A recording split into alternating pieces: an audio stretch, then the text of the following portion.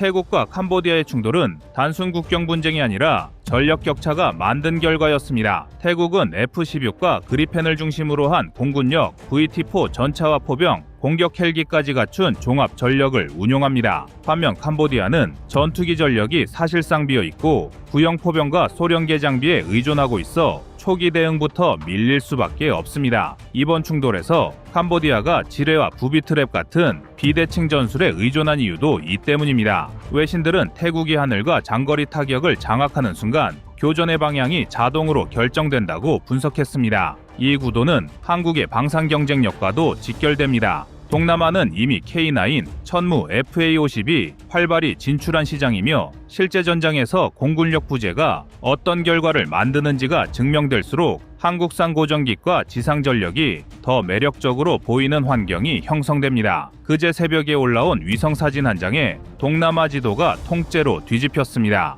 태국과 캄보디아를 가르는 약 800km, 공식 통계로 817km에 이르는 국경선을 따라 점처럼 찍힌 폭발 흔적이 줄을 이루고 있었고 그 선 위로 태국 공군의 F-16 편대 비행 궤적이 굵게 그어져 있었습니다. 미국 통신사는 태국 공군이 전투기와 포병을 동시에 투입해 캄보디아 군사 거점을 마비시키려는 공세작전에 들어갔다고 전했고 이 과정에서 태국 병사 1명과 캄보디아 민간인 여러 명이 숨졌다고 전했습니다. 휴전이 깨진 지 얼마 되지 않아 다시 전투기가 뜨는 상황이라서 해외 군사 전문가들도 목소리가 높아졌습니다. 유럽 유력 일간지는 이번 교전을 두고 7월 교전 이후 최악의 국면이라고 평가했습니다. 이 매체는 태국과 캄보디아가 국경 전역에서 포탄과 로켓을 주고받으면서 최소 10명이 사망하고 20여 명이 다쳤으며 국경 마을 주민 거의 15만 명이 집을 버리고 탈출했다고 분석했습니다. 학교와 병원이 문을 닫고 절반 넘는 피해가 민간 시설에 집중됐다는 대목에서는 동남아가 관광지가 아니라 전장이 됐다는 현실이 그대로 드러났습니다. 이 신문은 특히 미국이 중재했던 휴전 합의가 겨우 2달 만에 깨졌다는 점을 강조하면서 국경 분쟁이 동남아 전체 안보 구조를 뒤흔드는 시험대가 됐다고 짚었습니다. 한국 언론의 시선도 예사롭지 않았습니다.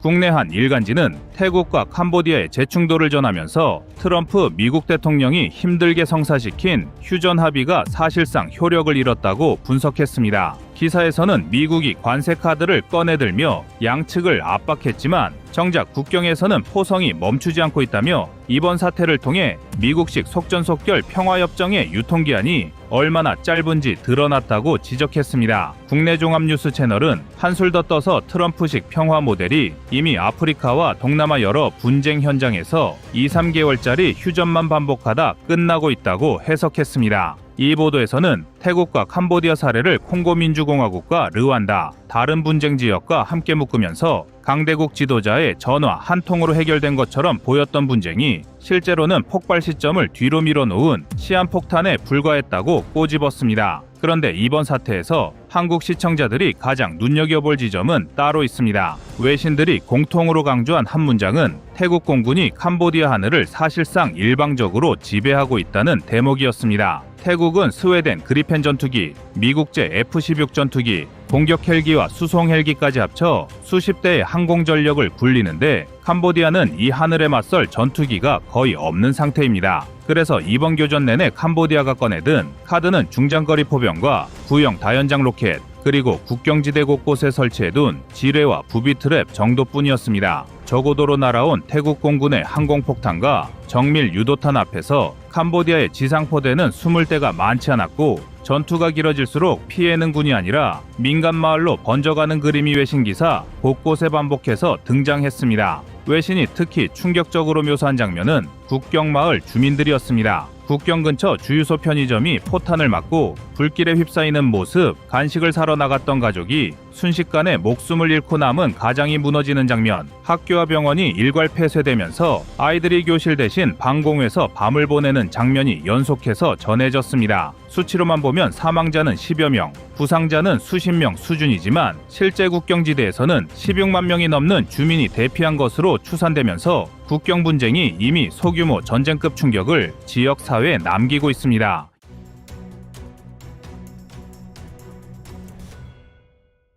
이 상황을 보는 한국 군사 전문가들의 표정은 복잡해졌습니다. 태국은 오랫동안 미국의 조약 동맹이었고 포브라골드 같은 대규모 연합훈련을 매년 소화하면서 공군과 특수전 능력을 갈고 닦아온 나라입니다. 반면 캄보디아는 중국제 전차와 구형 포병, 러시아, 중국 계열 소화기 위주의 지상군에 의존해왔고 전투기 전력은 사실상 공백 상태입니다. 전력을 꺼내놓고 보면 승부는 이미 기울어져 있는데 문제는 이런 구조가 동남아 한 구석의 지역 분쟁에서 끝나는 이야기가 아니라는 데 있습니다. 미국과 중국이 서로의 동맹과 파트너를 둘러싸고 세력을 넓히는 와중에 이 국경 분쟁은 동남아 속 작은 칩 하나를 어떻게 사용할지 보여주는 시험 무대가 되고 있습니다. 한국 입장에서 보면 이 장면은 또 다른 의미로 다가옵니다. 한국은 최근 몇 년 사이 동남아 여러 나라의 자주포와 장갑차, 함정, 훈련기와 경공격기를 수출하면서 무기 파는 나라를 넘어 전력 패키지를 설계해주는 국가로 올라섰습니다.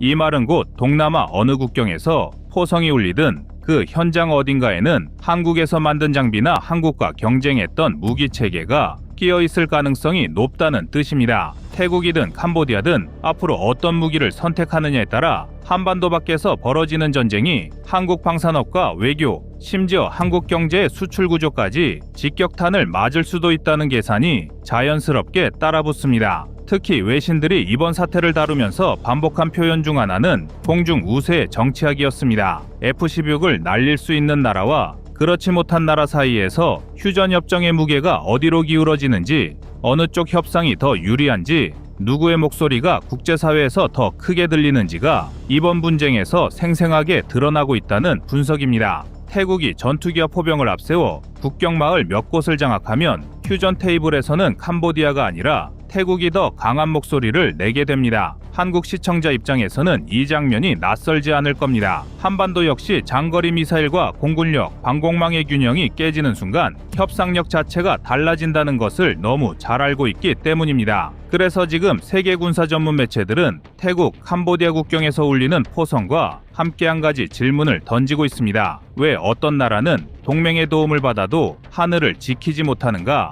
왜 어떤 나라는 동맹에 기대면서도 전투기와 미사일, 방공망을 직접 설계하고 양산하는가? 그리고 이 차이가 실제 전장에서 얼마나 잔인한 결과를 만들어내는가 하는 질문입니다. 한국이 이미 전투기를 직접 개발해 양산 단계까지 끌고 가고 장거리 포병과 다연장 로켓, 방공체계를 수출하는 몇 안 되는 나라라는 사실은 이 질문에 대한 또 다른 답이 됩니다. 동남아의 작은 국경 분쟁을 다루는 기사 속에서 한국의 이름이 직접 등장하지 않더라도 실제로는 이번 사태가 한국의 미래와 깊게 얽혀 있습니다. 태국과 캄보디아가 어떤 무기를 사고 어떤 동맹을 선택하는지에 따라 동남아 하늘에 떠 있는 전투기의 국적이 바뀌고 그 하늘을 배경으로 움직이는 한국산 무기와 경쟁국 무기의 세력 판도가 달라질 수 있습니다. 더 나아가 이 분쟁의 전개 방식은 한국이 앞으로 동남아에서 어떤 외교 전략과 방산 전략을 선택해야 하는지에 대한 거울이 됩니다. 전투기가 없는 나라가 겪는 현실, 공군력이 압도적인 나라가 택하는 정치적 선택,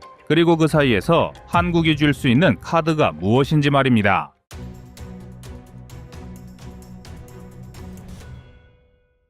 다음은 25년 6월 6일 필리핀 한국 무기 대량 구입 영상입니다.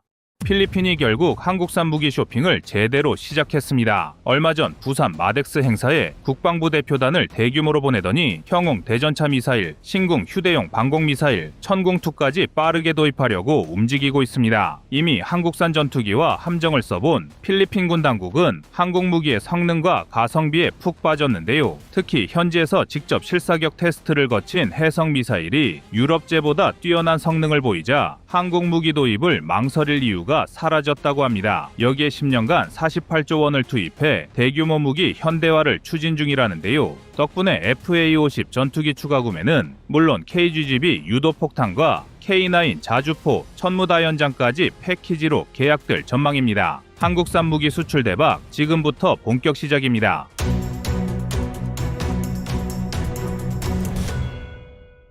필리핀의 한국 무기 체계 도입 확대는 이미 굳어졌고 앞으로 최소 10년 이상 이어질 가능성이 꽤 높습니다. 한국산 전투기와 함정, 대공방어 시스템까지 패키지로 사들이려는 움직임이 본격화되어서 글로벌 방산 시장에서도 두 나라가 한층 끈끈한 협력 관계를 이어갈 전망입니다. 필리핀 국방부가 부산에서 열린 마덱스 행사에 대표단을 대거 파견했다는 소식이 들리자마자 국내 방산업체들이 분주하게 움직이고 있습니다. 그동안 FA-50 전투기와 호세 리자르급 호위함, 청성함대함 미사일 등이 도입되면서 성능 면에서 좋은 평가를 받았는데 형용 대전차 미사일과 신국맨 패드, 천공투까지 구매 리스트가 늘어나는 분위기입니다. 단순히 육군이나 해군뿐 아니라 공군 차원에서도 다양한 무장을 동시에 요구하는 상황이라서 한국으로서는 동남아 시장에서 단숨에 영향력을 넓히는 기회라고 봅니다. 필리핀은 실제로 해양 분쟁과 반군 토벌을 동시에 진행해야 하는 독특한 안보 환경에 놓여 있습니다. 섬이 워낙 많고 지형이 험준하다 보니 소규모 침투에 대한 대처부터 해상 봉쇄와 상륙전 대비까지 한꺼번에 처리해야 합니다. 전력 강화 과정에서 기존의 미국과 유럽 무기에 치우쳤지만 실질적인 예산 문제나 유지 비용을 고려하니 한국 무기들이 더 매력적으로 다가온 것 같습니다. 그러다 보니 해군부터 시작된 협력이 이제는 육군, 공군 전 부문으로 확산되는 양상입니다. 한국산 무기를 효율적으로 패키지화해 공급하려는 움직임은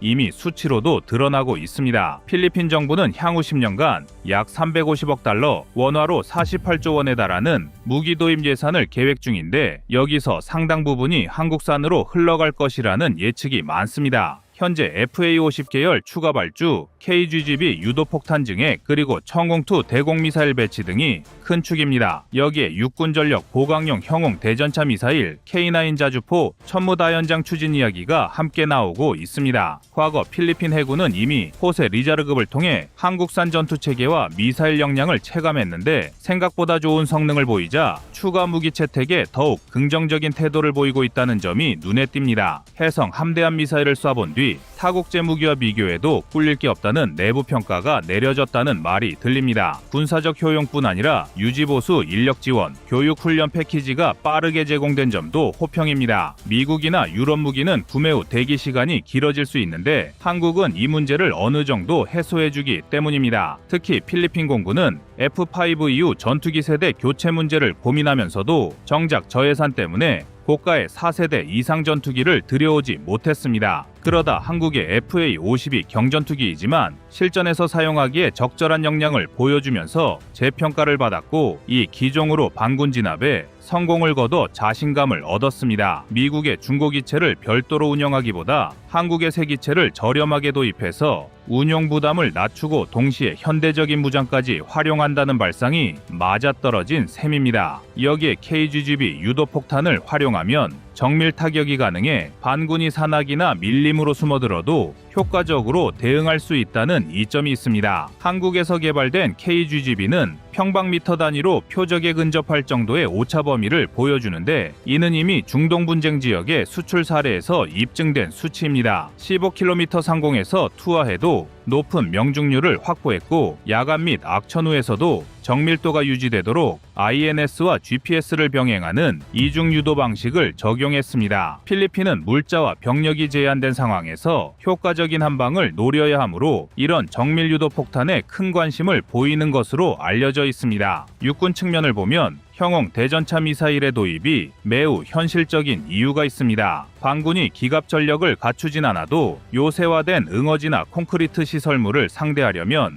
위력이 강한 공대지 무장이나 전차포 지원이 필요합니다. 그런데 이런 지원이 항상 가능한 것이 아니니 휴대가 가능한 대전차 미사일 하나만 있어도 멀리서 강력한 직사 화력을 투사할 수 있습니다. 형용은 사거리 최대 약 2.5km 안팎으로 알려져 있지만 실제 운용 환경에서는 도심 전투나 산악지대에서 유연하게 쓸 수 있습니다. 사실 형용은 개발 과정에서 휴대성과 관통력 간 균형을 맞추려는 노력이 컸습니다. 탄두 중량을 늘리면 관통력은 오르지만 중량이 올라가고 반대로 경량화하면 전투력이 떨어지는 딜레마가 있었는데 이를 해결하기 위해 복합 재질과 탄두 설계를 변경해 소형화에 성공했습니다. 이 과정에서 진동 시험을 수백 회 반복했고 미사일 엔진과 유도 장치의 뜨거운 여름 기온과 해안 습도 조건을 적용해 습도 90% 이상의 극 극한 환경에서도 오작동 없이 시험을 마쳤다는 비화가 있습니다. 필리핀 공군이 도입을 검토 중인 신궁맨 패드는 이미 우리나라 육군과 해병대에서 야전에서 써본 전적이 있어서 안정된 운용을 기대할 수 있습니다. 신궁은 사거리 약 37km 내외 고도 30km 전후의 목표물을 요격할 능력이 있는데 이는 1인 휴대용 무기치고 꽤 괜찮은 수준입니다. 스팅어 미사일과 비교해 명중률이 비슷하거나 약간 떨어진다는 평가도 있지만 반대로 가격이 저렴하고 구동장치나 훈련체계가 한국식으로 정착되어 있어 도입 부담이 낮습니다. 필리핀이 천궁2를 염두에 두는 까닭은 탄도미사일까지 요격할 수 있는 중거리 지대공 시스템이 필요하기 때문이라고 봅니다. 중국이 남중국해에서 영향력을 확대하고 무인기를 적극적으로 활용하는 정황이 늘어나면서 중거리 방공망 구축이 시급해졌습니다. 패트리어트는 분명히 훌륭한 무기지만 미국이 우크라이나 지원을 우선시하고 있고 가격도 만만치 않아 대규모 확보가 쉽지 않습니다. 반면 천궁2는 대략 40에서 70km 사거리 범위를 커버하면서 장비 단가도 저렴해 한정된 예산으로 여러 개 포대를 구성할 수 있다는 이점이 큽니다. 과거 천궁이 개발될 때 국내 기술진이 처음엔 러시아 S-350 시스템 쪽에서 참고한 레이더와 유도 기술을 접목하려고 시도했습니다. 그런데 레이더 소프트웨어 통합과 표적 추적 알고리즘이 잘 안 맞아 노이즈 잡음이 심하게 발생하기도 했습니다. 이 문제를 해결하려고 탐색기를 완전히 자체 설계로 전환했고 그 결과가 천궁2 완성도로 이어졌다고 전해집니다. 높은 추적 정확도와 동시에 다수 표적을 처리할 수 있는 능력이 현재 수출 경쟁력을 끌어올린 배경입니다. 필리핀이 육군과 해군, 공군 전력을 동시에 업그레이드하려면 운용 유지비와 정비 체계가 잘 갖춰진 무기가 꼭 필요합니다. 이 부분에서 한국 방산업체가 상당히 민첩하게 대응했습니다. 필리핀이 원하는 스펙을 빠른 시간 내에 커스터마이징해서 제한할 뿐 아니라 훈련센터나 시뮬레이터 인프라도 한꺼번에 제공하는 방식입니다. 과거 호세 리자르급 호위함을 계약할 때도 전투체계 기술 지원과 인력 교육을 동반했던 점을 떠올리면 이번에도 비슷한 형태로 군수 지원을 제시할 가능성이 높습니다. 결국 필리핀은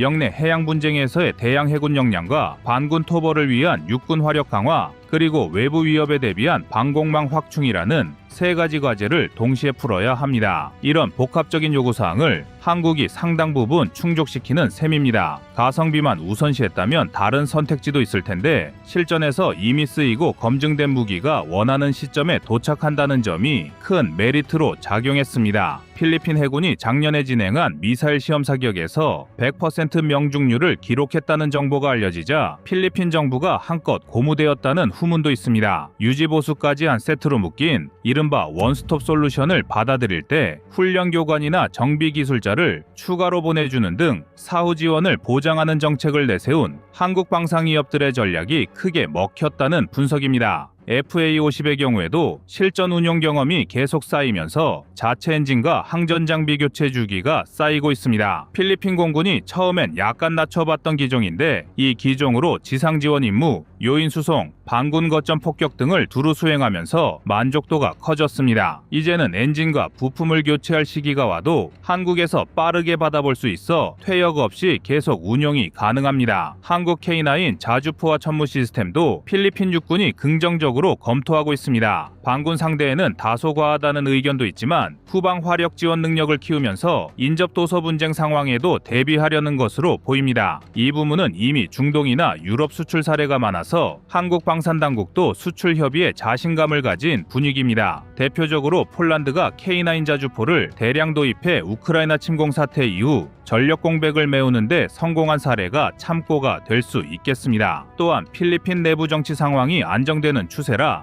예전처럼 중간에 사업이 취소되거나 바뀌는 일은 줄어들 것이라는 예측이 힘을 얻습니다. 마르코스 대통령이 필리핀군을 강화하려는 의지가 강해서 오랜 기간 축적된 무장 격차를 이번 기회에 해소하겠다는 전략이 엿보입니다. 중국이나 주변 국가의 해양 분쟁은 갈수록 복잡해지고 있는데 아직 중경국 이하 전력인 필리핀이 자주 국방 역량을 키우기 위해 선택한 파트너가 한국이라는 점에 주목할 필요가 있습니다. 정리하자면 필리핀은 한국과 손잡고 육해공 무기 체계를 광범위하게 도입 중이고 그 선택은 이미 가시적 성과를 내고 있습니다. 앞으로 형홍, 신궁, 청홍2, K, GGB 그리고 추가 전투기와 함정 등을 연속적으로 수입할 가능성이 꽤 높습니다. 전력 공백을 메우고 유지 효율을 높이려는 필리핀의 의도와 수출 경쟁력을 극대화하려는 한국 방산업계의 전략이 맞아떨어져서 이른 시일 내에 계약 규모가 크게 확대될 것 같습니다. 필리핀을 동남아 무기 수출 거점으로 삼으려는 한국 정부와 업체들의 기대가 높은 만큼 관련 사업이 한층 탄력을 받을 것으로 예상합니다.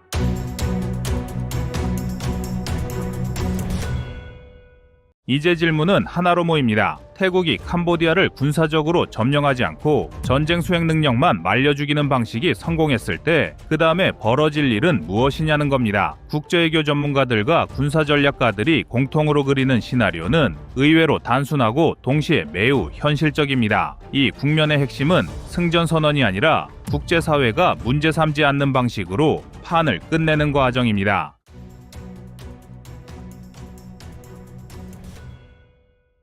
군사적인 시각부터 정리해 보겠습니다. 태국이 선택한 방식은 전통적인 영토 점령전이 아닙니다. 공세를 멈추지 않되 결정적인 선을 넘지 않는 관리형 압박입니다. 이 전략의 목표는 캄보디아군을 전장에서 괴멸시키는 것이 아니라 캄보디아 군부가 더 이상 통제 가능한 전쟁을 할 수 없다는 사실을 내부에서 먼저 인정하게 만드는 것입니다. 실제로 이런 전쟁에서 가장 먼저 붕괴되는 것은 전선이 아니라 지휘부의 결심입니다. 작전을 짜도 실행이 안 되고 반격을 고민해도 성공 가능성이 없다는 인식이 퍼지는 순간 군대는 싸우는 조직이 아니라 버티는 조직으로 변합니다. 이 단계에 들어서면 전투 강도는 오히려 줄어들지만 패배의 방향은 되돌릴 수 없게 됩니다. 다음 단계는 비공식적 군사동결 상태입니다. 포성은 간헐적으로 이어지지만 캄보디아군은 더 이상 의미 있는 방역을 시도하지 못합니다. 이 시점에서 태국은 공격을 멈출 이유가 없습니다. 왜냐하면 이미 공격하지 않아도 상대가 스스로 소모되고 있기 때문입니다.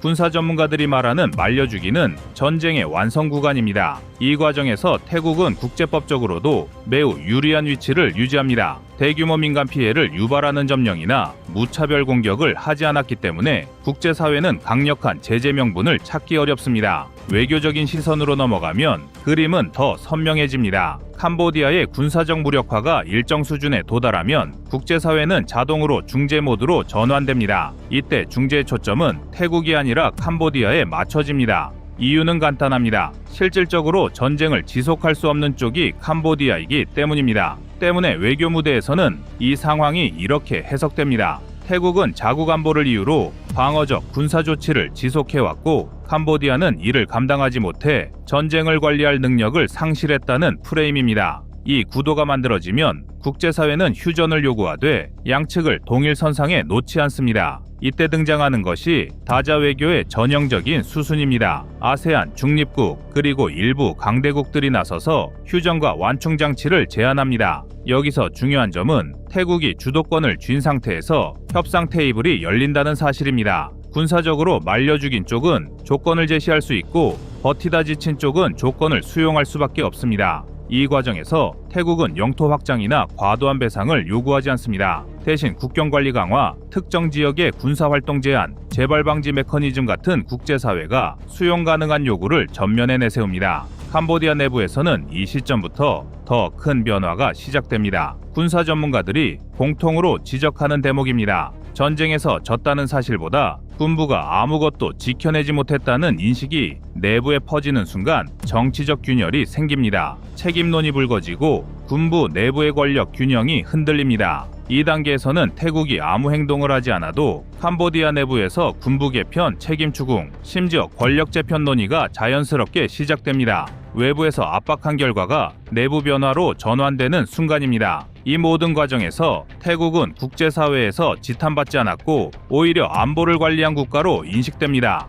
전쟁을 이겼지만 점령하지 않았고 무너뜨렸지만 짓밟지 않았습니다. 이 방식은 우리가 잘 아는 한국식 안보 전략과 정확히 겹칩니다. 전면전 대신 억제, 점령 대신 관리, 파괴 대신 구조적 압박. 한국이 오랫동안 안보 현실 속에서 체득해온 방식입니다. 이처럼 태국이 캄보디아를 말려 죽이는 방식으로 전쟁을 끝낼 경우 다음에 벌어질 일은 대규모 보복도 국제 제재도 아닙니다. 캄보디아 군부의 실질적 무력화와 내부 붕괴, 그리고 태국이 주도권을 쥔 상태에서의 관리형 휴전입니다. 이 시나리오는 감정적 보복이 아니라 국제 정치에서 가장 흔하고 가장 성공률이 높은 전쟁 종결 방식입니다. 그리고 이 장면이 한국인에게 주는 묘한 쾌감은 분명합니다. 힘으로 누르되 선을 넘지 않고 이기되 욕심내지 않으며 끝내 국제사회의 명분까지 챙기는 방식. 우리가 늘 이상적으로 생각해온 안보 승리의 형태가 지금 동남아에서 재현되고 있기 때문입니다. 전쟁은 언제나 참혹하지만 가장 잘 끝난 전쟁은 상대를 굴복시키면서도 스스로를 더 강하게 만드는 전쟁입니다. 지금의 흐름이 바로 그 방향으로 가고 있습니다.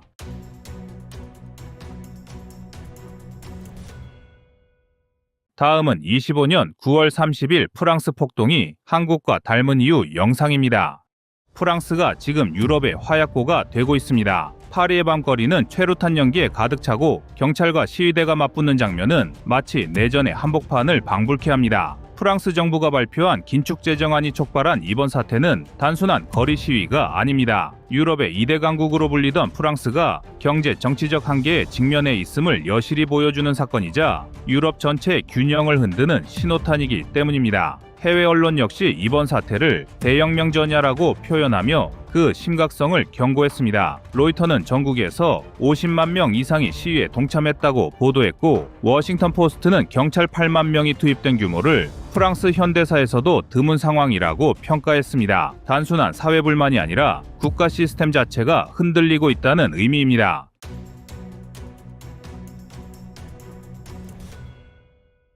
프랑스의 이번 반정부 시위와 과거 시민혁명은 시대와 배경은 다르지만 공통된 흐름을 가지고 있습니다. 그것은 바로 경제적 불평등과 정치적 불신이 폭발하며 거리의 민중이 직접 행동에 나섰다는 점입니다. 프랑스 대혁명은 귀족과 성직자가 세금 부담을 피해가고 결국 평범한 제3신분이 모든 짐을 떠안으면서 분노가 폭발해 왕정이 무너졌습니다. 지금의 시위도 마찬가지입니다. 중산층과 젊은 세대가 세금 부담을 홀로 짊어지고 있지만 정작 자신들에게 돌아오는 혜택은 없다는 좌절이 폭발한 것입니다. 또 다른 공통점은 권력자의 오만과 국민의 인내 한계가 맞부딪히며 정치적 전환점이 만들어진다는 점입니다. 루이 16세가 민심을 외면하다 왕좌를 잃었던 것처럼 오늘날 마크롱 대통령도 민중의 분노를 얕본 채 긴축과 감세 정책을 밀어붙이다가 극심한 반발을 맞이했습니다. 결국 프랑스의 역사는 반복되고 있으며 거리에서 분출되는 민심은 언제나 체제를 뒤흔드는 시작점이 되어왔다는 사실을 보여줍니다.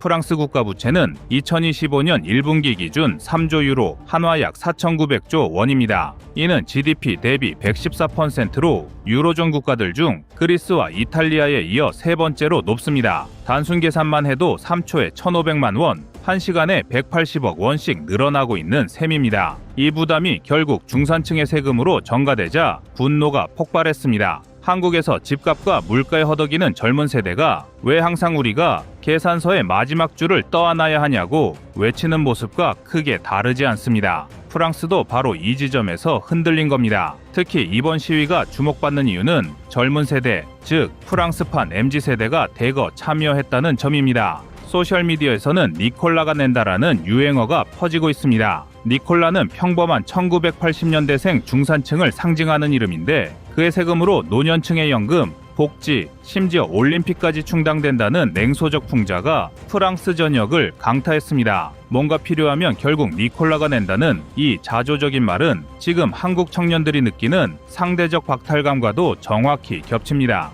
이른바 세대 갈등의 글로벌화 현상이 프랑스에서 그대로 드러나고 있는 것입니다. 정치권도 혼돈에 빠졌습니다. 긴축안을 주도했던 바이루 총리가 의회 불신임을 받고 사임했지만 마크롱 대통령은 자신의 최측근 르코르니 국방부 장관을 총리로 임명했습니다. 국민의 분노는 더 거세졌고 마크롱 대통령 탄핵안까지 제출되는 초유의 사태로 번졌습니다. 르몽드는 이번 총리 인선을 두고 국민 여론을 무시한 정치적 독주라며 강도 높게 비판했습니다. 더 심각한 것은 대안 세력이 극우 정당이 국민연합이라는 점입니다. 여론조사에서 30% 이상의 지지를 얻으며 마크롱을 앞서는 결과가 나왔는데 프랑스 현대 정치사에서 극우가 주류를 위협하는 것은 사실상 전례 없는 상황입니다. 경제적 불만이 곧 정치적 지각 변동으로 이어지고 있는 것이죠. 이번 사태의 핵심 쟁점은 부유세입니다. 마크롱 대통령은 취임 이후 부유세를 폐지하고 법인세를 인하하는 파격적인 감세 정책을 펼쳤습니다. 그 결과 프랑스 회계감사원은 연간 82조 원 규모의 세수가 사라졌다고 평가했습니다. 반면 사회 지출은 계속 늘어나며 재정 적자가 누적됐고 결국 그 비용을 중산층이 떠안게 된 것입니다. 여기에 프랑스 대표 경제학자 가브리엘 주크만은 초부자에게 최소 2%의 세금을 부과하는 주크만세를 주장하며 사회적 논쟁을 불러일으켰습니다. 프랑스 상위 1,800명의 자산가에게 적용할 경우 연간 약 33조 원의 세수를 확보할 수 있다는 계산입니다. 실제로 여론조사에서 프랑스인 10명 중 8명이 부유세 도입에 찬성했을 정도로 민심은 명확합니다. 하지만 재계는 강하게 반발하고 있습니다. 세계 최대 명품 기업 루이비통의 아르노 회장은 프랑스 경제를 망치려는 의도라며 주크만세를 공개적으로 비난했습니다. 과거 부유세가 시행되던 시절 수많은 부자들이 국적을 바꾸거나 해외로 자산을 옮겼던 사례가 되풀이될 것이라는 겁니다. 프랑스 자산 상위 500대 부자의 자산이 GDP의 40%를 넘어섰다는 챌린지의 보도가 보여주듯 부의 양극화는 이미 심각한 수준입니다. 결국 누가 얼마를 더 낼 것인가라는 조세정의의 문제가 사회 전체를 흔드는 폭발력이 된 것입니다. 이 장면을 우리는 낯설게 느낄 수 없습니다. 한국 역시 청년 세대가 세금은 늘 내는데 돌아오는 게 없다는 박탈감을 호소하고 있고 국가 부채 역시 1200조 원을 넘어서며 재정 건전성에 빨간불이 켜졌습니다. 프랑스의 오늘은 우리의 내일일 수 있다는 점에서 이번 사태는 남의 이야기가 아닙니다. 결국 부유세를 둘러싼 갈등은 단순히 세금의 문제가 아니라 중산층의 존립이라는 더 근본적인 문제를 건드린 것이고 그 불씨가 국가적 혼란으로 번지고 있는 겁니다. 프랑스의 혼란을 이해하려면 그 뿌리를 짚어야 합니다. 프랑스는 전통적으로 큰 정부 모델을 고수해왔습니다. 복지 지출만 해도 GDP의 절반을 넘어서며 연금, 의료, 실업급여 등이 국가 재정의 가장 큰 비중을 차지합니다. 문제는 이 구조가 20년 넘게 지속되면서 재정 적자가 눈덩이처럼 불어나왔다는 겁니다. 또 다른 해외 매체는 프랑스가 2000년대 이후 매년 재정 적자를 기록한 사실을 지적하며 정권이 바뀌어도 지출 구조를 바꾸지 못한 결과가 국가 부채 폭탄으로 돌아왔다고 분석했습니다. 반면 같은 기간 독일은 국가 채무 비율을 60% 수준에서 유지해왔다는 점이 극명한 대비를 보여줍니다. 여기에 코로나19 팬데믹과 러시아 우크라이나 전쟁이라는 외부 충격이 겹쳤습니다. 팬데믹 당시 대규모 복지 정책이 시행됐고 이후 전쟁으로 에너지 가격이 급등하면서 정부 지출은 한층 더 늘어났습니다. 신용평가사 피치가 프랑스의 국가 신용 등급을 강등하고 국채 금리가 3.5%까지 치솟은 것도 바로 이 맥락입니다. 남유럽 국가들보다도 높은 수준의 차입 비용은 프랑스 경제에 장기적인 부담으로 작용할 수밖에 없습니다. 정치적 갈등도 문제를 키우고 있습니다. 프랑스는 대통령 직선제와 내각 책임제를 절충한 이원 집정부제를 갖고 있는데 현재 마크롱 대통령의 정당은 하원에서 과반을 차지하지 못한 상태입니다. 좌파 연합은 총리 지명을 요구하고 극우 국민연합은 조기 총선을 주장하며 압박을 강화하고 있습니다. 이 틈에서 마크롱 대통령은 자신의 측근을 총리에 앉히며 정면 돌파를 시도했지만 이는 오히려 국민의 분노를 키우는 계기가 됐습니다. 폴리티코는 이를 두고 정치적 타협 대신 충성 인사 임명으로 위기를 자초했다고 꼬집었습니다. 프랑스 부자들의 자산 증식 속도는 국가 경제의 불균형을 더욱 뚜렷하게 드러내고 있습니다. 1996년 프랑스의 10억 유로 자산가는 17명뿐이었지만 현재는 145명으로 늘었고 상위 500대 부자의 총자산이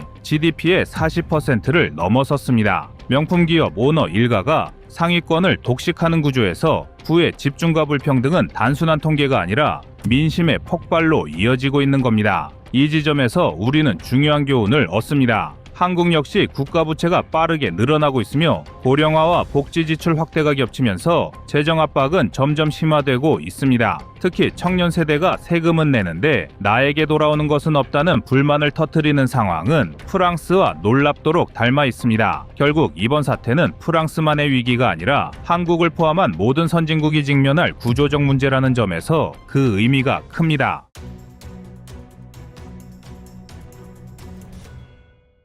어제까지는 두 국가의 전쟁이 외형과 숫자를 짚었다면 이제는 이 전쟁이 왜 멈추기 어려운 구조로 굴러가고 있는지 그리고 전황이 어떤 방향으로 굳어지고 있는지를 봐야 합니다. 지금 태국과 캄보디아의 충돌은 단순한 국경 분쟁이 아니라 서로의 약점을 가장 빨리 무너뜨릴 수 있는 지점을 정확히 겨냥하는 소모전 단계로 진입했습니다. 그리고 그 지점은 전선보다 훨씬 뒤에 있습니다.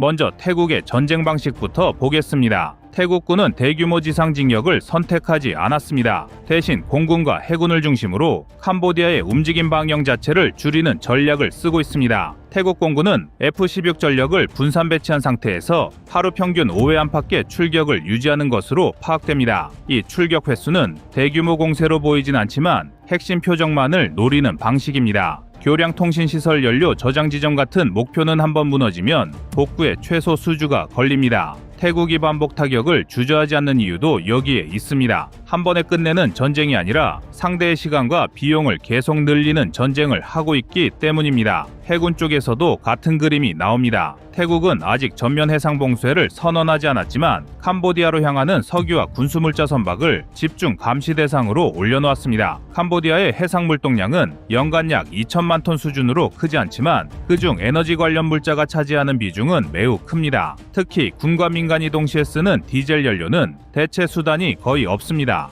해상 통제가 본격화되면 캄보디아는 군사작전과 민생 중 하나를 선택해야 하는 상황에 몰릴 수 있습니다. 이 단계로 넘어가면 전쟁은 전투보다 정치가 더 아픈 국면으로 들어갑니다. 반대로 캄보디아의 대응 방식은 정반대입니다. 캄보디아는 전선을 넓혀 부담을 분산시키려는 선택을 하고 있습니다. 중국제 지상 화력을 총동원해 국경 전반에서 압박을 유지하고 후방 침투 가능성을 계속 흘리고 있습니다. 이는 군사적으로 태국을 밀어내기보다는 태국 내부 여론과 국제 여론을 흔들기 위한 성격이 강합니다. 실제로 캄보디아는 시엠립 공습 이후 민간 피해를 강조하며 국제사회 개입을 강하게 요구하고 있습니다. 피난민 숫자와 상징 도시 타격을 함께 부각시키는 이유도 여기 있습니다. 하지만 이 방식에는 치명적인 한계가 있습니다. 캄보디아의 지상 화력은 탄약 소모 속도가 빠르고 보급 의존도가 매우 높습니다. 122mm 다연장 로켓 한 발에 해당하는 수천 달러 수준이지만 문제는 수량입니다. 포대 하나가 하루에 수십 발을 소모하면 며칠 만에 보급이 필요해집니다.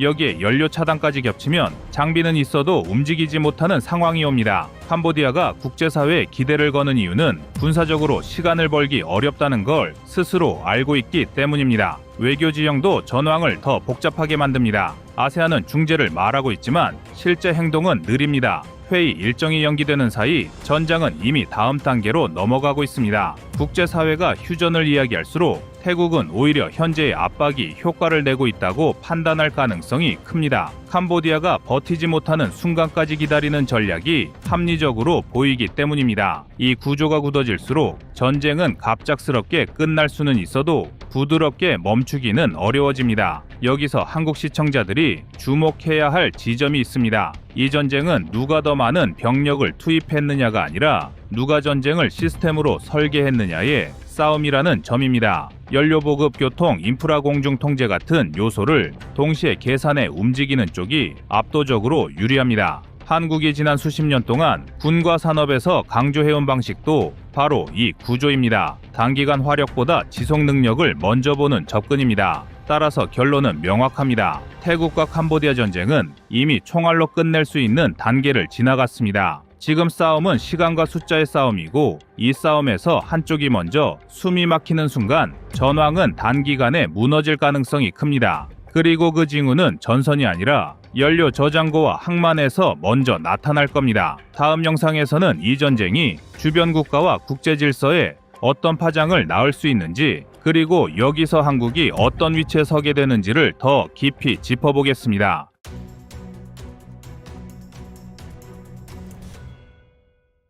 다음은 25년 6월 18일 이의전쟁 총정리 영상입니다. 한밤중 새벽 3시 20분 중동의 정적을 깨뜨린 것은 요란한 사이렌 소리와 이란의 하늘을 가득 채운 화염이었습니다. 테헤란과 나탄즈를 비롯한 이란의 주요 핵시설과 군사거점들이 순식간에 잿더미가 되는 충격적인 장면이 전 세계의 뉴스를 도배했습니다. 공격의 주체는 중동의 앙숙 이스라엘이었습니다. 전투기 200여 대와 330기가 넘는 미사일이 동원된 이번 공격은 단순한 군사적 대응을 넘어 이스라엘이 이란의 핵 능력과 지도부를 초토화시키겠다는 분명한 메시지를 담고 있었습니다. 이번 작전은 모사드가 이란 내부에 수개월 전부터 침투시킨 드론으로 방공망을 무력화시키는 치밀한 준비 끝에 이루어진 것입니다. 그 결과 이란군 최고지휘관과 핵과학자들이 숨지는 등 이란은 사실상 허를 찔린 상태입니다. 그렇다면 이스라엘이 이토록 전례 없는 공격을 감행한 이유는 무엇일까요? 그래서 준비했습니다. 오늘은 이스라엘과 이란이 대규모 전쟁을 벌이려는 이유와 이 전쟁의 최신 소식으로 전해드리겠습니다.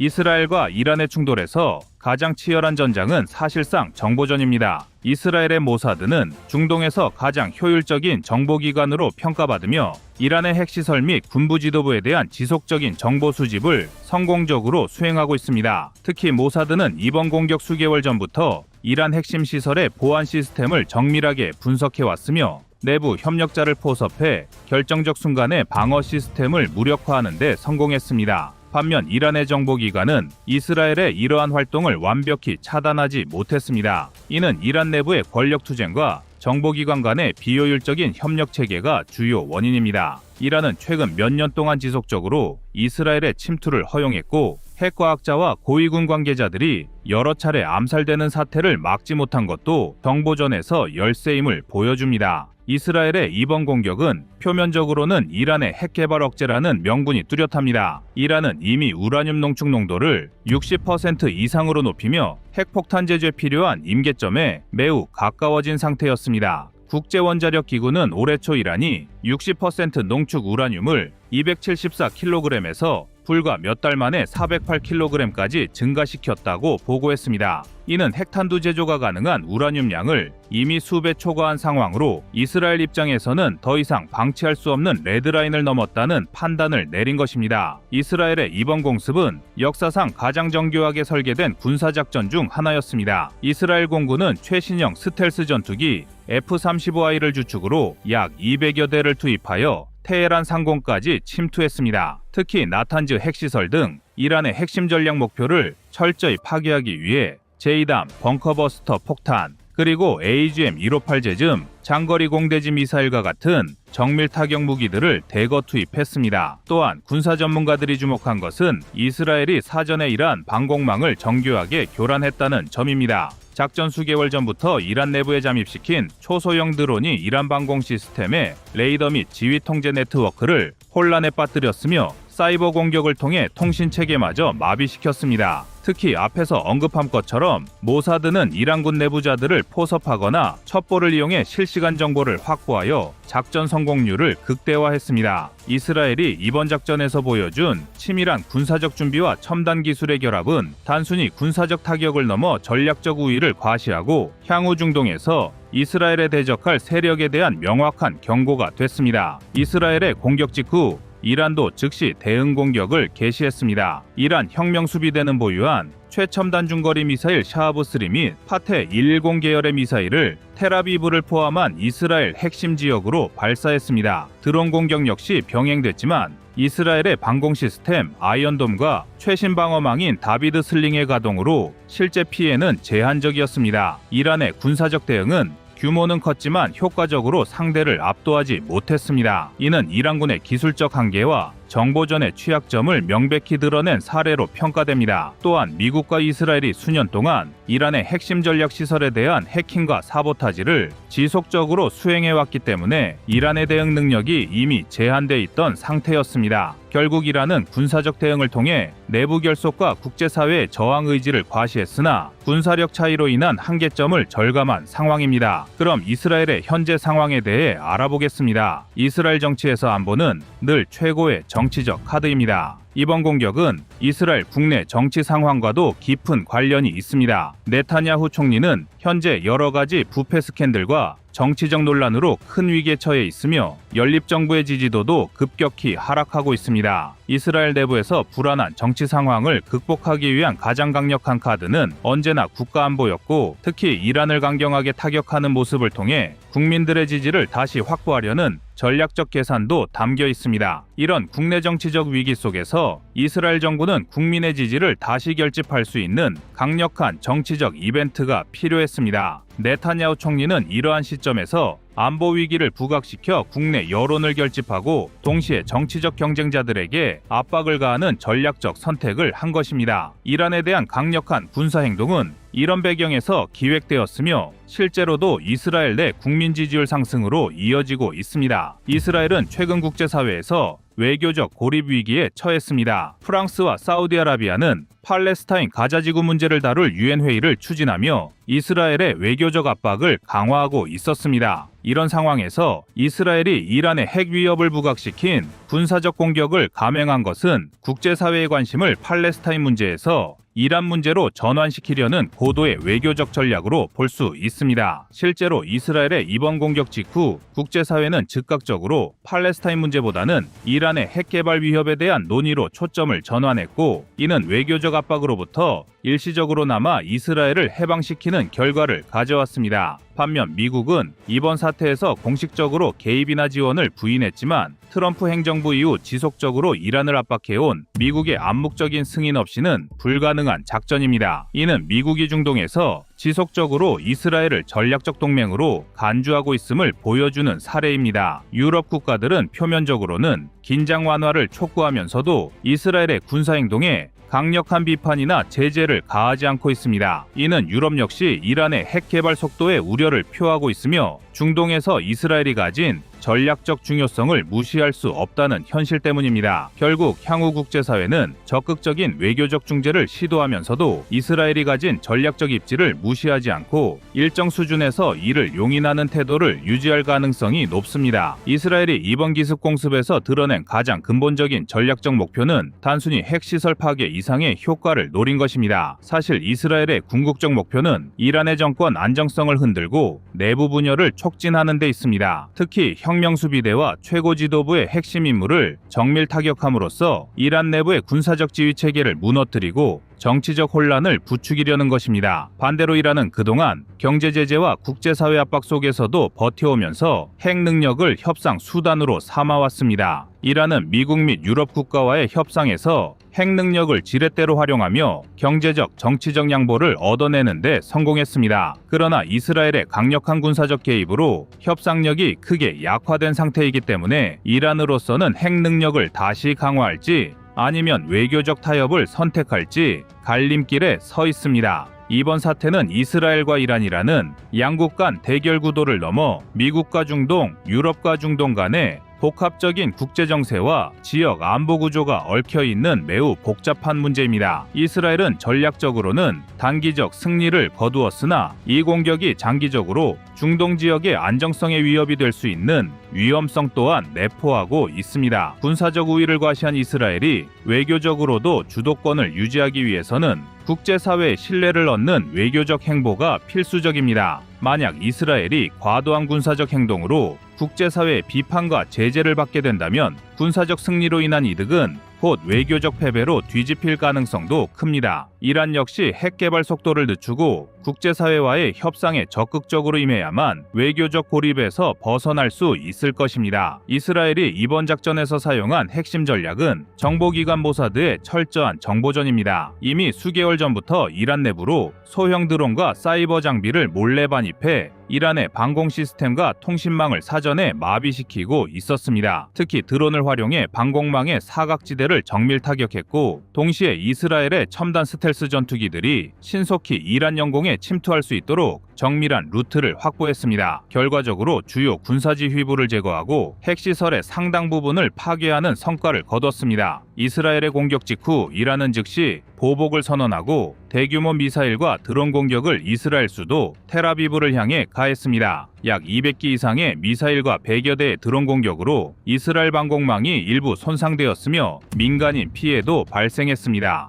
그러나 이스라엘은 아이언돔과 같은 첨단 방어 체계를 최대한 가동하여 피해를 최소화하였습니다. 양국 모두 심각한 피해를 입었지만 전면적인 지상전까지 갈 가능성은 희박합니다. 최근 국제사회는 이스라엘의 팔레스타인 가자지구 정책을 비판하며 프랑스와 사우디아라비아가 중심이 된 유엔 논의를 통해 이스라엘을 외교적으로 압박하는 움직임을 보이고 있었습니다. 이런 상황에서 이스라엘은 외교적 왕따가 되는 위기를 벗어나기 위해 군사적 위기를 부각하여 국제사회가 팔레스타인 문제에서 이란 문제로 관심을 돌리도록 전략적으로 선택한 것입니다. 이스라엘의 작전은 군사적 관점에서 매우 성공적이었습니다. 이란의 전략 자산과 핵 능력을 단기간에 상당히 감소시켰고 동시에 이란의 방역 능력까지도 일부 무력화하는 효과를 거뒀습니다. 이는 중동 내에서 이스라엘의 군사적 우위를 더욱 공고히 했으며 지역 내 다른 적대국들에 대한 강력한 경고 메시지가 되었습니다. 그럼 앞으로 이스라엘과 이란은 어떤 모습을 보일까요? 이스라엘의 이번 공격은 단순한 군사행동 이상의 정치적, 외교적 전략을 담고 있습니다. 군사 전문가들에 따르면 이스라엘은 이란의 핵능력 억제와 국내외 정치위기 탈출이라는 두 가지 목표를 달성했습니다. 하지만 이러한 강경한 선제 타격 전략이 장기적으로 중동의 안정에 어떤 영향을 미칠지는 신중한 평가가 필요합니다. 현재로서는 전면전 가능성이 낮지만 지속적인 긴장과 간헐적인 충돌은 피할 수 없을 것으로 보입니다.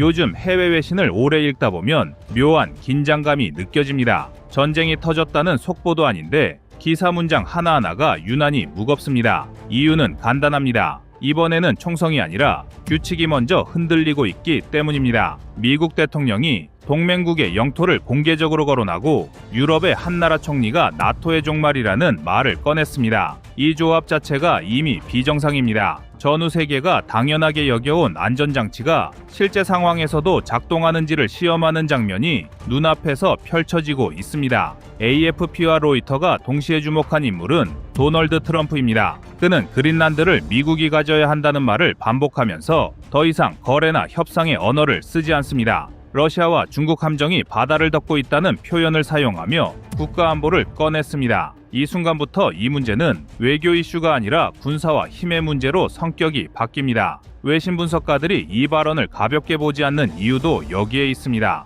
안보라는 단어가 등장하는 순간 국경과 주권은 협상의 대상이 아니라 통제의 대상이 되기 때문입니다. 이 발언의 무게는 시점에서 더 선명해집니다. 베네수엘라 사태 직후 미국 행정부 핵심 인사들이 연이어 그린란드를 언급했습니다. 직접적인 군사 행동을 말하지는 않지만 누구도 미국과 군사적으로 맞설 수 없다는 식의 표현이 반복됩니다. 외신들은 이를 명백한 압박 신호로 해석합니다. 말로 끝내겠다는 메시지가 아니라 선택지는 이미 열려 있다는 경고에 가깝다는 분석입니다. 이 압박에 정면으로 반응한 인물이 메테 프레데릭센 덴마크 총리입니다. 그는 미국이 나토 회원국을 군사적으로 공격하는 순간 모든 것이 멈춘다고 말했습니다. 여기서 모든 것에는 나토와 전후 안보 체제 전체가 포함됩니다. 외신들은 이 발언을 매우 이례적으로 평가합니다. 덴마크가 군사력을 들먹인 것도 아니고 보복을 선언한 것도 아닙니다. 대신 동맹이 무너질 경우 미국이 감당해야 할 정치적 비용을 정면으로 꺼내 들었습니다. 작은 나라가 선택할 수 있는 가장 무거운 경고라는 평가가 나오는 이유입니다. 그린란드는 지도에서 보면 얼음으로 덮인 거대한 섬일 뿐입니다. 하지만 군사와 전략의 눈으로 보면 이야기가 달라집니다. 북극 항로의 관문이고 미사일 조기 경보 체계의 핵심 축이며 장기적으로는 자원과 통제권이 겹치는 공간입니다. 더 중요한 점은 이 지역이 이미 상당 부분 미국의 군사 네트워크 안에 들어와 있다는 사실입니다. 그럼에도 불구하고 주권 문제를 꺼냈다는 것은 기존의 영향력만으로는 충분하지 않다는 판단이 내부에서 내려졌음을 의미합니다. 외신들은 이 지점에서 미국의 안보 개념이 방어에서 통제로 이동하고 있다고 분석합니다. 유럽이 빠르게 반응한 이유도 여기에 있습니다. 프랑스와 영국, 유럽연합이 덴마크를 지지한 것은 감정적 연대 때문이 아닙니다. 만약 동맹 내부에서 무력에 의한 영토 압박이 허용되는 선례가 만들어진다면 이후의 기준은 누구도 통제할 수 없게 됩니다. 오늘은 그린란드지만 내일은 다른 지역이 될 수 있다는 불안이 유럽 전반에 깔려 있습니다. 외신들은 이를 규칙 기반 질서가 힘 기반 질서로 넘어가는 임계점으로 표현합니다.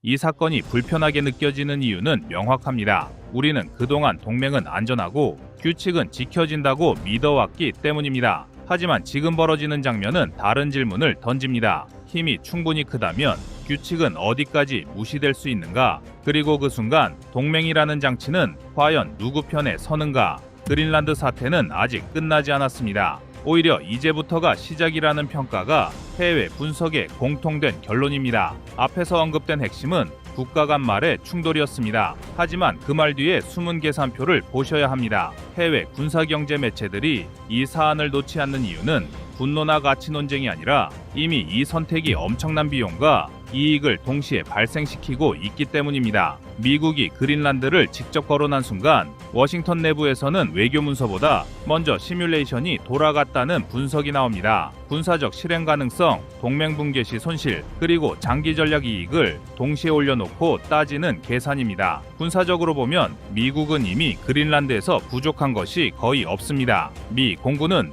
북서부에 위치한 툴레 기지를 통해 북극권 미사일 조기 경보 체계의 핵심 노드를 운용하고 있습니다. 대륙간 탄도미사일이 북극을 경유할 경우 가장 먼저 포착되는 구간 중 하나입니다. 해외 군사 매체들은 이 지점을 강조합니다. 이미 실질적인 군사 통제력이 있는데도 굳이 주권 문제를 꺼낸 것은 작전 효율의 문제가 아니라 결정권의 문제라는 해석입니다. 접근권이 아니라 소유권을 가져가겠다는 발상입니다. 여기에 북극 항로가 겹칩니다. 파이낸셜 타임스와 블룸버그는 북극 항로가 본격적으로 열릴 경우 아시아에서 유럽으로 가는 해상 이동 시간이 기존 대비 최대 30% 가까이 단축될 수 있다고 분석했습니다. 이는 단순한 물류 편의가 아닙니다. 군수물자 이동 속도, 연료비, 보험료, 항만 통제권까지 한꺼번에 바뀌는 구조입니다. 미국 입장에서 이 항로의 관문을 장악한다는 것은 평시에는 상업을, 유사시에는 군사 이동을 동시에 쥐는 카드가 됩니다. 자원 문제는 더 장기적입니다.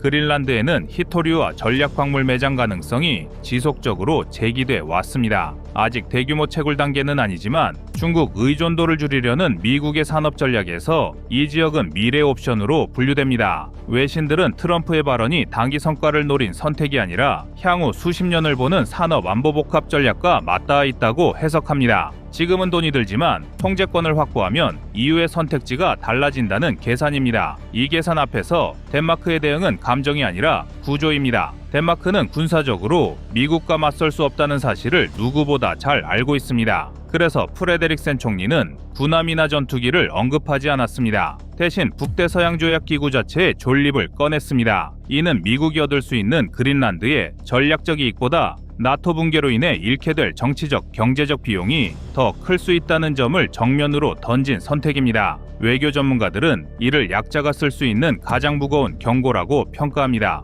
유럽의 반응도 같은 맥락입니다. 프랑스와 영국, 유럽연합이 빠르게 덴마크를 지지한 것은 정의감 때문만은 아닙니다. 만약 동맹 내부에서 무력 압박이 허용되는 선례가 만들어진다면 유럽 방위 체계 전체가 미국의 단일 판단에 종속될 위험이 커집니다. 이는 수십 년간 쌓아온 유럽 방산 산업, 에너지 안보, 외교 자율성이 동시에 흔들린다는 의미입니다. 외신들은 이 움직임을 가치 연대가 아니라 시스템 방어라고 표현합니다. 그린란드 사태의 핵심은 섬이 아닙니다. 힘이 규칙을 밀어낼 수 있는지, 그리고 동맹이라는 장치가 실제 위기 상황에서도 작동하는지를 시험하는 사건입니다. 미국은 군사력과 산업 전략을 동시에 계산하며 압박하고 있고 덴마크와 유럽은 동맹 붕괴라는 정치적 비용을 무기로 맞서고 있습니다. 어느 쪽도 쉽게 물러서기 어려운 이유는 이 선택이 단기 성과가 아니라 향후 질서의 기준을 결정하기 때문입니다. 해외 분석에서 공통적으로 나오는 결론은 이것입니다. 이번 사안은 전례가 될 가능성이 크다는 점입니다. 만약 힘에 의한 압박이 동맹 내부에서도 용인된다면 이후의 국제 질서는 규칙보다 통제와 군사력 중심으로 재편될 수 있습니다. 반대로 이 시도가 제어된다면 동맹은 여전히 비용이 들더라도 유지해야 할 구조라는 메시지가 남게 됩니다. 지금 그린란드는 얼음으로 덮인 섬이 아니라 전후 세계 질서의 균형추 역할을 하고 있습니다. 이 균형이 어느 쪽으로 기울어질지는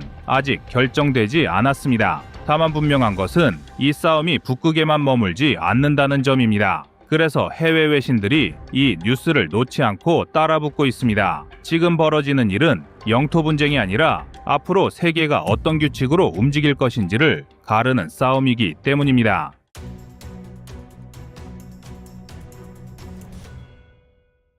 다음은 25년 2월 18일 미 무인 함대 재가동 영상입니다.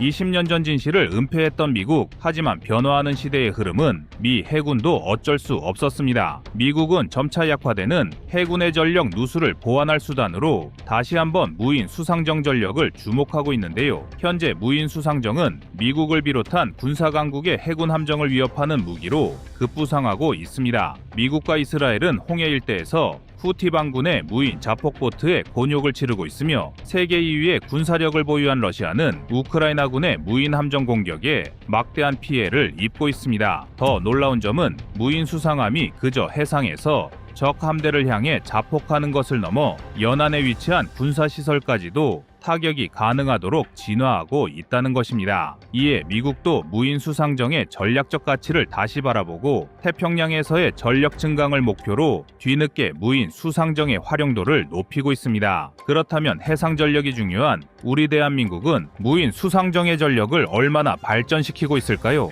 놀랍게도 한국은 세계에서 처음으로 군진 무인 수상정 운용에 성공한 나라입니다. 역시 조선 분야에서는 그 누구도 따라올 수 없는 저력을 가진 한국답게 무인 수상정 분야에서도 독보적인 능력을 보여주고 있는 건데요. 한국이 무인 수상정 분야에서도 우수한 기술력을 계속해서 선보인다는 것은 미국과의 군사적 협력이 더욱 강화될 수 있다는 것을 의미합니다. 이미 미 해군은 자체적으로 더 이상 해군력을 강화하기 힘들 정도로 위기를 맞이하고 있으며 이 때문에 한국조선 업체와의 협력을 계속해서 증가시키려 노력하고 있습니다. 그리고 여기에 더해 무인 수상정 분야에서도 한국과 미국의 협력이 강화된다면 한국은 막대한 경제적 이익을 얻을 수 있고 미국은 중국을 상대할 전략적 카드를 하나 더 확보할 수 있게 될 것인데요. 그래서 준비했습니다. 오늘은 재가동되는 미국의 무인 함대 프로젝트를 살펴보고 한국의 무인 함정 개발 현황에 대해 자세히 알려드리겠습니다.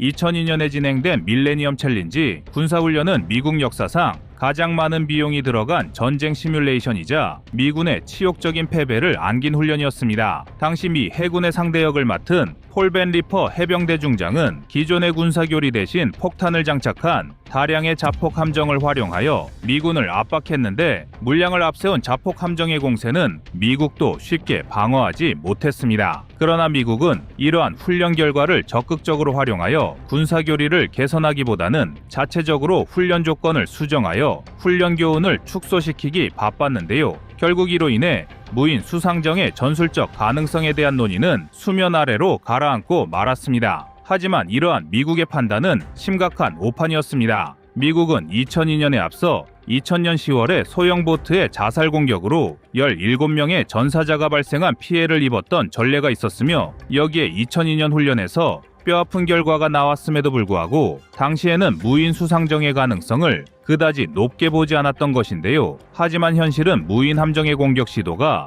더욱 증가하고 있습니다. 홍해 일대에서 미군을 압박하는 후티 반군은 무인 수상정에 이어 무인 잠수정까지 활용하여 공세적 작전을 시도하고 있으며 이로 인해 피해를 받는 미 해군의 함정도 늘어나고 있습니다. 이에 미국은 뒤늦게 자신들도 무인 수상정 전력을 보강하고 관련된 작전 교리를 더욱 발전시키기로 결정하였는데요. 이제 무인 수상정은 미래 해군의 발전을 좌우하는 중요한 전략 카드가 될 것입니다. 그렇다면 우리 대한민국은 이러한 신형 전력과 전장 변화를 얼마나 빠르게 따라잡고 있는지 살펴볼 필요가 있습니다. 한국은 이미 2024년에 10척의 무인 수상정을 활용하여 동시에 적표적을 타격하는 군집 무인 수상정 운용 능력을 공개하였습니다. 한국이 시연한 무인 수상정은 길이 6.5m, 폭 2m의 크기에 시속 37km의 최고 속도로 기동할 수 있으며 레이더와 전자광학 장비, AI 기술이 적용되어 해상에서 작고 빠른 물체도 정확하게 탐지할 수 있도록 설계되었습니다. 지난해 한국이 공개한 시연에선 안전상의 이유로 별도의 기관총이나 타격 수단 대신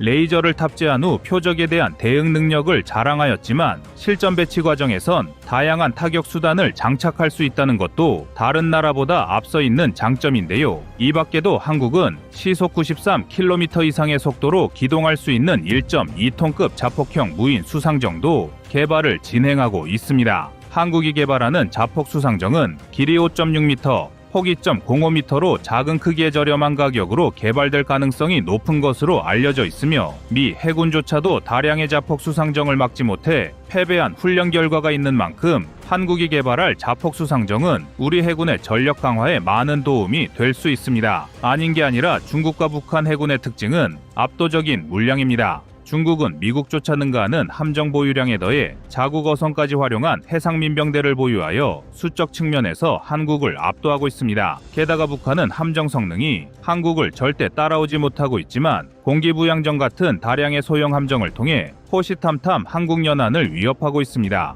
그러나 이러한 소형 함정 또는 해상 민병대를 상대로 한 발에 수억 원에서 수십억 원을 넘어가는 유도미사일을 사용하는 것은 그다지 효율적인 방어 전략이 아닌데요. 하지만 저렴한 가격으로 적 함정을 무력화할 수 있는 자폭 수상정이 한국 해군에 도입된다면 수적 우위를 앞세우는 중국과 북한 해군의 위협을 조금 더 효율적인 방법으로 무력화할 수 있습니다. 여기에 더해 한국이 무인 수상정 분야에서 앞서 있는 기술력은 정밀한 군집 운용이 가능하다는 것입니다. 앞서 말씀드린 것처럼 한국은 공개 시연에서 다수의 무인 수상정을 활용하여 가상 표적을 제압하는 기술적 완성도를 보여준 바 있으며 한국의 연구진은 무인 수상정의 군집 운용을 더욱 효과적으로 할 수 있는 방안을 집중적으로 연구하고 있습니다. 현재까지 무인 수상정은 유인 함정에 비해 운용이 제한적인 단점을 가지고 있어 이를 만회하고 작전 효율을 최대한 높이기 위해서는 다량의 함정이 하나의 팀을 이뤄 임무를 수행하는 군집 운용이 필수적이라 판단하고 있기 때문입니다. 즉, 한국이 계속해서 무인 수상정의 군집 운용 능력을 높인다면 이제는 한국이 현대 해전의 작전 교리를 선도하는 군사 강국으로 성장할 가능성도 높다고 할 수 있는데요. 한국이 무인 수상정 분야에서 기술을 선도하고 있다는 점은 우리 해군의 전력 강화와 해양 주권 수호 이외에도 미국과의 군사 협력을 더욱 높여줄 원동력이 될 것입니다. 미국은 부족한 함정 전력을 보완하기 위해 향후 100척 이상의 무인 수상정을 도입하고 유무인 함대를 구축할 예정입니다. 그러나 이미 많은 사람들이 아는 것처럼 미국은 현재 보유하고 있는 함정의 유지 보수와 신형 함정의 건조조차도 버거울 정도로 열악한 조선 인프라를 보유하고 있습니다. 제 아무리 무인 수상정의 규모가 유인 함정보다 작아 빠르게 건조할 수 있더라도 지금의 미국 조선 현황으로는 원하는 기간 내에 100척 이상의 무인 수상정을 보유하는 것은 절대로 불가능한 상황입니다. 하지만 한국이 미 해군의 무인 수상정 사업에 적극적으로 참여한다면 이야기는 180도 달라지는데요. 미국 전체 조선소의 1년 건조량보다 한 개의 한국 기업이 5배 더 많은 건조량을 자랑하는 한국이 무인 수상정을 납품한다면 미국은 자신들이 원하는 시점에 모든 유무인 함대를 갖추는 것이 가능합니다. 이를 위해 한국과 미국 기업의 공동 개발과 기술 협력도 계속해서 이어지고 있습니다. 한국의 HD, 현대중공업은 미국의 팔란티어와 무인 수상정 테네브리스를 공동으로 개발하며 미국의 AI 엑스포에서 처음으로 개발 현황을 공개하였습니다. 팔란티어는 AI 등 첨단 과학 기술 분야에서 미군과 긴밀한 협력 관계를 유지하는 대표적인 기업으로, 이러한 기업이 한국의 조선업체와 손을 잡고 무인 수상정을 개발하고 있다는 것은 그 의미가 남다릅니다. 현재 한국이 팔란티어와 공동으로 개발하고 있는 무인 수상정은 라틴어로 어둠을 뜻하는 테네브리스로 명명되었으며 전장 17m에 경하 중량 14톤 규모의 크기로 제작될 예정인데요. 앞서 군집 운영 시연에 투입된 한국형 무인 수상정의 길이가 6.5m라는 점과 비교하면 지금까지 개발된 무인 수상정보다 훨씬 더 큰 규모로 제작되고 있다는 점을 알 수 있습니다. 한국은 2026년까지 테네브리스의 개발을 완료할 계획이며, 이렇게 개발된 테네브리스는 해상 위협을 사전에 감지하고 적진을 염탐할 수 있는 무인 정찰 임무를 수행하게 되는데요. 이를 위해 한국은 남은 기간 동안 수상정에 탑재된 장비가 해상 조건에 관계없이 원활한 성능을 낼 수 있도록 내항 성능을 강화하고 항속 거리를 높이며 추가로 스텔스 성능까지 갖출 수 있도록 연구를 이어 나갈 계획입니다. 그리고 한국이 미국 기업과 공동으로 무인 수상정 개발에 성공한다면 상대적으로 미 해군에 진출할 확률은 더욱 높아질 수 있으며, 미국이 100척 이상의 무인 함대를 구상하고 있다는 점을 고려할 때 한국은 무인 수상정 분야에서도 막대한 이익을 창출할 것으로 기대를 모으는데요. 무인 수상정 분야는 2020년대 초반만 하더라도 겨우 9억 달러를 넘기지 못하는 빈약한 시장을 가지고 있었습니다. 하지만 2030년대 초반이 되면 약 3.5배 증가한 31억 달러의 시장 규모를 가질 것으로 전망되며, 이러한 성장은 해가 갈수록 더욱 빨라질 것입니다. 이제 무인 수상정의 개발은 해군 전력 강화와 방위 산업의 미래 먹거리 확보 차원에서 절대로 놓칠 수 없는 상황이 되고 있는데요. 세계 최고의 조선 역량을 가진 우리 대한민국이라면 미국 시장을 장악할 최고의 무인 함대를 탄생시킬 것입니다.